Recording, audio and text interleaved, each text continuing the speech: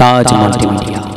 বন্ধুরা, আমাদের ভিডিওটি ভালো লাগলে দয়া করে লাইক বাটনে ক্লিক করুন, কমেন্টস করুন এবং আমাদের চ্যানেলটি সাবস্ক্রাইব করতে ভুলবেন না। রাহমাতুল্লাহি ওয়া বারাকাতুহু।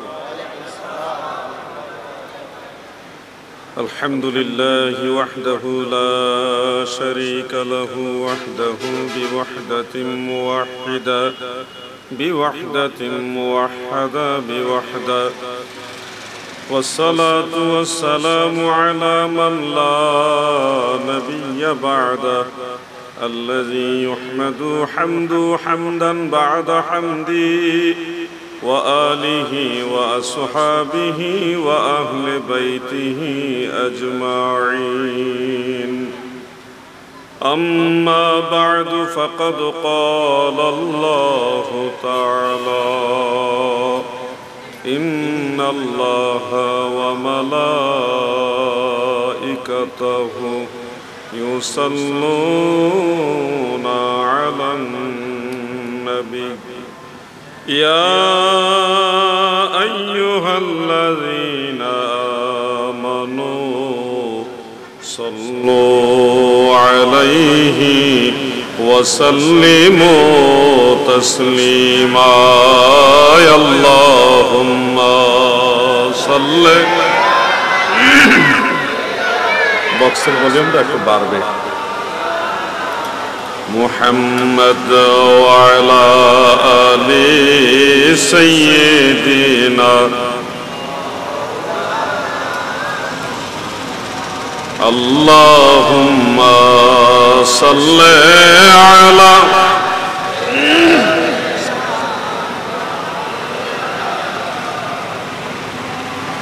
وعلى آل سيدنا مولانا. যেহেতু দীর্ঘ সময় আপনারা নাতে মুস্তাফা সাল্লাল্লাহু আলাইহি ওয়াসাল্লাম শুনেছেন এবং খতিব সাহেব হুজুরের জবান থেকেও সামান্য আলোচনা শুনেছেন, সেহেতু ভূমিকা ছাড়াই আপনাদের খেদমতে সংক্ষিপ্ত আলোচনা পেশ করব ইনশাআল্লাহ। আলোচনার শুরুতে স্মরণ করছি আজকের এই মাহফিল যার স্মরণে আয়োজিত হয়েছে হযরত শাহ সুফি সৈয়দ মনিরুল্লাহ শাহ রহমাতুল্লাহ আলাইহি, যার বার্ষিক ওরস উপলক্ষে আজিমুস শান মিলাদ মাহফিলের আয়োজন। সম্মানিত সভাপতি হযরতুল হাজ হাফিজ মাওলানা মোহাম্মদ শাহাদাত হুসাইন বাশারি সাহেব, বিশেষ আকর্ষণ, আমি যাকে অত্যন্ত মহব্বত করি, স্নেহ করি, হৃদয় থেকে যার জন্য দোয়া করি, রাসূল করিম সাল্লাল্লাহু আলাইহি ওয়াসাল্লামের মহব্বতের প্রেমের বাসী, যার জবান থেকে নবীজির নাত শরীফ আসলে আশিক রাসূলদের চোখের মধ্যে হৃদয় নিংড়ানো ভালোবাসার চোখের পানি গড়িয়ে গড়িয়ে পড়ে। স্নেহসিক্ত বিশিষ্ট নাত খা শায়ের মুহাম্মদ মহিউদ্দিন তানবীর বারাকাল্লাহু ফি হায়াতি, বিশেষ অতিথি মাওলানা মুর্শেদ আল কাদেরী সাহেব সহ উপস্থিত মুমিন মুসলমান ভাই বাবারা, পর্দার আড়াল থেকে যারা শুনছেন সবাইকে আন্তরিক অভিনন্দন। মোটামুটি রাত্র গভীর হয়ে গেছে, যার দরুন সরাসরি আলোচনায় আপনাদের সামনে ঢুকে যাচ্ছি। প্রথমে একটা ব্যাখ্যা দেওয়া দরকার। হযরতে শাহ সুফি সৈয়দ মনিরুল্লাহ শাহ রহমাতুল্লাহ আলাইহির বার্ষিক উরুস উপলক্ষে মিলাদ মাহফিল।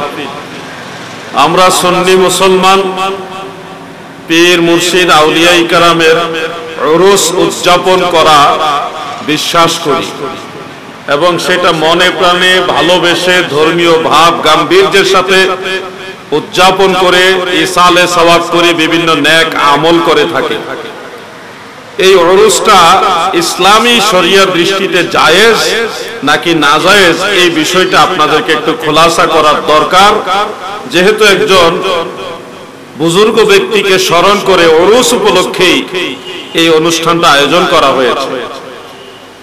যুবক ভাইদের দৃষ্টি আকর্ষণ করছি, আপনারা একটু মনোযোগী হয়ে কথাটা শুনুন।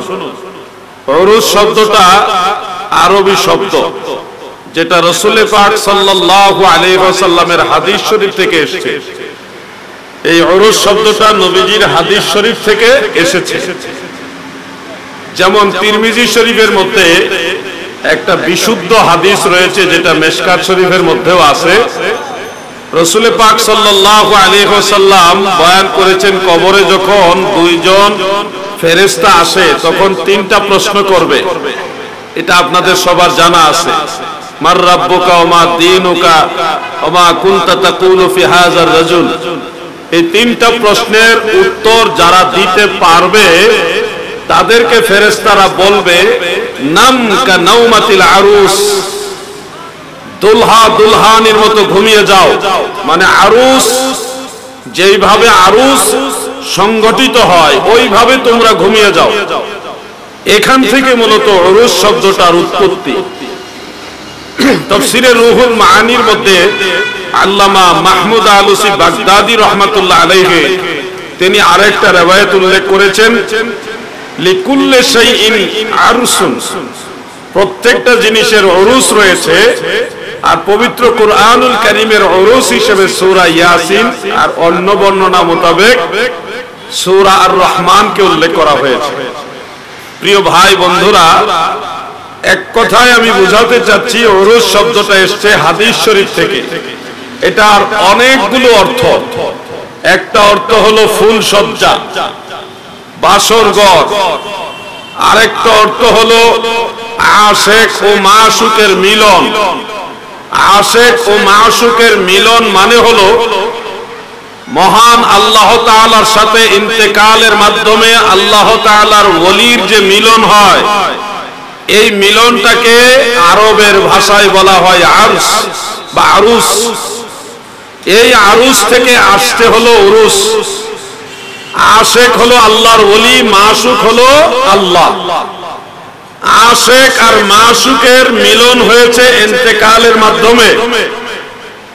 এই ইন্তেকালের মাধ্যমে আশেক মাশুকের মিলনকে মিন করার জন্যই মূলত উরুস শব্দটা এসেছে। মনে রাখবেন, অনেক মানুষ উরুস শব্দের অর্থ উল্লেখ করতে গিয়ে এক লাফে উনি বাসর ঘরের অর্থ নিয়ে নেন।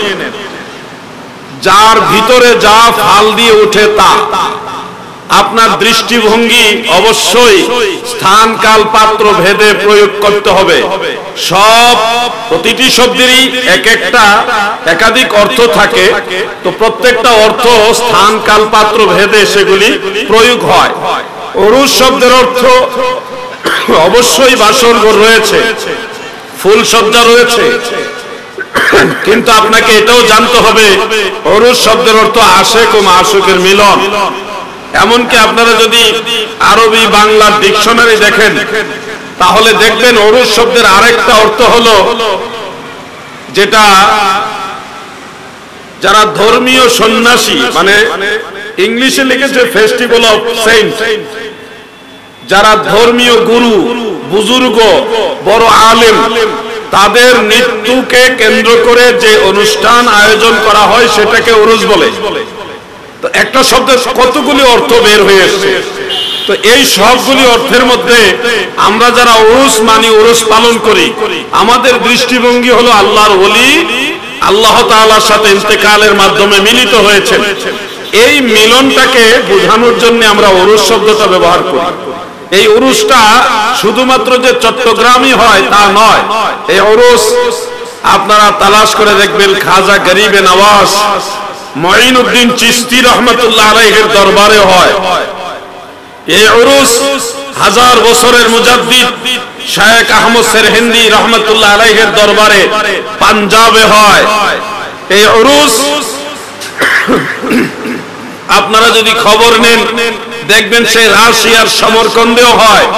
খাজা বাহাউদ্দিন নকশবন্দ আল বুখারী রাহমাতুল্লাহ আলাইহির উরুস উদযাপন হয়। তাম পৃথিবীতে অসংখ্য আল্লাহর ওলিদের দরবারে দরবারে এই শত শত বছর নয়, প্রায় হাজার বছরের অধিক সময় যাবত উরুস উদযাপিত হয়ে আসছে। যেটার পক্ষে দেওবন্দের আলেমরাও পক্ষে কথা বলেছেন। যেমন আশরাফ আলী থানভী সাহেবের পীর ও মুর্শিদ হাজী এমদাদুল্লাহ মুহাজির মক্কি রহমাতুল্লাহ আলাইহি, তিনি তার কুল্লিয়াতে এমদাদিয়া সেখানে উরুস যেগুলি শরীয়ত বিরোধী কার্যকলাপ থেকে মুক্ত, নারী পুরুষ অবাধ মেলামেশা, কোন ধরনের মাদকের সেবনের আড্ডা, শরীয়ত বিরোধী গান বাজনার আয়োজন, এক কথায় শরীয়ত বিরোধী কার্যকলাপ মুক্ত যেই ধরনের উরুস রয়েছে, যেখানে নামাজ রয়েছে, শরীয়ত সম্মত জিকির আজকার রয়েছে, ইসলামী সঙ্গীত রয়েছে, দোয়া মুনাজাত রয়েছে, নেক আমল রয়েছে, এই ধরনের উরুসকে উলামায়ে কেরাম বলেছেন মুস্তাহসান, উত্তম কাজ, এগুলি জায়েজ কাজ। যদি আপনার নিয়তের মধ্যে কোনো ধরনের কালিমা না থাকে তাহলে এই ধরনের উরুস পালন করা মুবাহ, এবং এই মুবাহটা উত্তম নিয়তের কারণে মুস্তাহাবে পরিণত হয়। এই মূল নীতিটা এসছে মূলত সহিহ মুসলিমের সেই হাদিস থেকে। দয়াল নবীজি বলেছেন, মান সান্না ফিল ইসলামে সুন্নাতান হাসানা কানা লাহু আজরুন, যারা ইসলামে ভালো কোনো রেওয়াজ প্রচলন করে তাদের জন্য রয়েছে উত্তম প্রতিদান। উরুস এই জিনিসটা হলো উত্তম একটা রেওয়াজ, যার দরুন আপনার নেক নিয়তের বদলতে এবং নেক আমলের বদলতে আপনার এটার মধ্যে সওয়াব রয়েছে। আপনি যদি আমাকে প্রশ্ন করেন, জিহাদি ভাই, নবী করিম সাল্লাল্লাহু আলাইহি ওয়াসাল্লাম এবং সাহাবায়ে কেরামের যুগে উরুস মাহফিল ছিল কিনা, এই প্রশ্ন করলে আমি বলবো এটা ছিল না বিদায় মুস্তাহসান। যদি নবীজির জামানায় এটা থাকতো তাহলে এটা হয়ে যেত সুন্নত। এখন যদি বলেন নবীজির জামানায় যে উরুস ছিল না সেটা আমরা কেন করব, এই এক প্রশ্নে আপনি নিজেও বিপদে পড়বেন। কেন পড়বেন? আপনি তালাশ করে দেখবেন বর্তমানে তাফসীরুল কোরআন মাহফিল হয় কিনা, বলেন, ওয়াজ মাহফিল হয় কিনা, এটাও তো একটা মাহফিল। সিরাতুন নবী মাহফিল হয়, বিভিন্ন ব্যানারে বিভিন্ন মাহফিল হয়, টঙ্গীতে বিশ্ব ইজতেমা হয়, অলরেডি চট্টগ্রামে দাওয়াত ইসলামের ইজতেমা চলতেছে। এই যে ইজতেমা বা ওয়াজ মাহফিল, তাফসীরুল কোরআন মাহফিল, সিরাতুন নবী মাহফিল, এগুলো আপনি কি সরাসরি নবীজির জামানায় এই সিস্টেমে দেখাতে পারবেন? পারবেন না দাদু। কোরআনের তাফসীর নবীজি করেছেন, কিন্তু প্রচলিত সিস্টেমের যে তাফসীরুল কোরআন মাহফিল এইভাবে নবীজি করেন নাই। রাসূল পাকের সাহাবীগণ রাসূল পাকের হাদিসের বয়ান করেছেন, কোরআনের তাফসীর করেছেন, কিন্তু আমরা যেই সিস্টেমে দরসুল কোরআন, দরসুল হাদিস, তাফসীরুল কোরআন মাহফিল করি, এইভাবে সাহাবায়ে কেরাম করেননি। তার মানে মূল জিনিসটা নবীজি করেছে, সাহাবায়ে কেরাম করেছে, প্রচলিত রূপটা নবীজিও করেন নাই, সাহাবায়ে কেরামও করেন নাই। তো এই যে উরুসের মধ্যে মূল যে জিনিসটা হয়, সেখানে কোরআন তেলাওয়াত হয়, উরুস মাহফিলের মধ্যে কোরআন তেলাওয়াত হয়, জিকির আজকার হয়, জামাতের সাথে নামাজ হয়, সেখানে দোয়া মুনাজাত হয়, ওয়াজ মাহফিল হয়, আলোচনা হয়, শেষে আখিরি মুনাজাত করে তবারক বিতরণ হয়। এই প্রতিটি কাজই কোরআন হাদিস দ্বারা প্রমাণিত এবং উত্তম কাজ। এই মূল জিনিসটা হলো সরাসরি কোরআন হাদিস দ্বারা প্রমাণিত, আর প্রচলিত উরুস মাহফিলের রূপটা হলো উত্তম রীতি, উত্তম রেওয়াজ, সুন্নতে হাসানার অন্তর্ভুক্ত বিধায়। যেই নীতিতে, যেই উসুলে, যেই মূল নীতিতে আপনার তাফসীরুল কোরআন মাহফিল জায়েজ হচ্ছে, যেই নীতিতে আপনার সিরাতুন নবী মাহফিল জায়েজ হচ্ছে, যেই নীতিতে আপনার বিশ্ব ইজতেমা জায়েজ হচ্ছে, যেই নীতিতে আপনার চরমুনার 3 দিনের মাহফিল জায়েজ হচ্ছে, ঠিক ওই মূল নীতিতে উরুস মাহফিলও জায়েজ হচ্ছে। এখন ভাই বাবারা হিংসা করে বা গায়ের জোরে আপনি বলবেন উরুস বিদআত, এটা হলো গায়ের জোরে বলতে পারবেন, কিন্তু আপনি যদি গভীরভাবে চিন্তা করেন, ইসলাম এমন কোন ধর্ম না যেটা যুগের চাহিদা অনুযায়ী অনেক গুরুত্বপূর্ণ বিষয় সমাধান দিতে পারে না। আপনি যদি দলিল খোঁজেন যে আমরা যে খুব মনোযোগ দিয়ে কথাটা শুনবেন।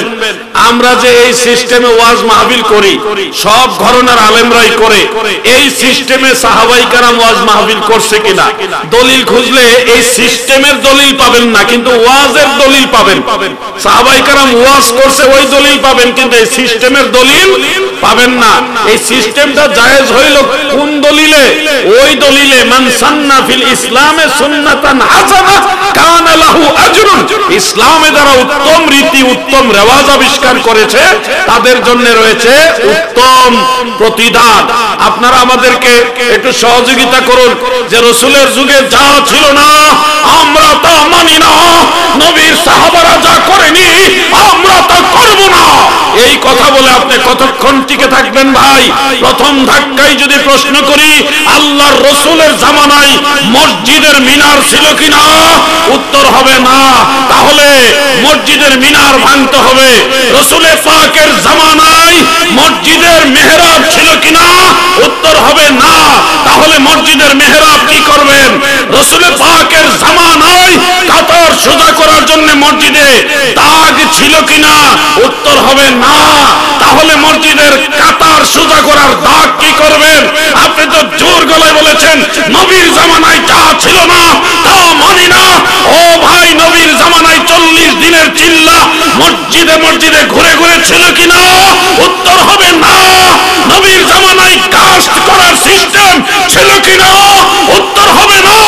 নবীর জামানায় এই যে মসজিদে ঘুরে ঘুরে আপনারা দ্বীনের দাওয়াতের নামে ঘুমাচ্ছেন, ইতিকাফের নামে এই রেওয়াজ ছিল কিনা, উত্তর হবে না। যদি প্রশ্ন করি নবীর জামানায় 21 সবক তরিকতের 21টা সবক আছে, চরমনাই দরবারও এই সবকগুলি দেওয়া হয়, যে রাসূলের পাকের জামানায় 21 সবক ছিল কিনা, উত্তর হবে না। তাহলে যেই দলিল আপনাদের এই সব জায়েজ ওই দলিলে মিলাদ মাহফিল জায়েজ, উরুস মাহফিলও জায়েজ, ঠিক কিনা বলেন?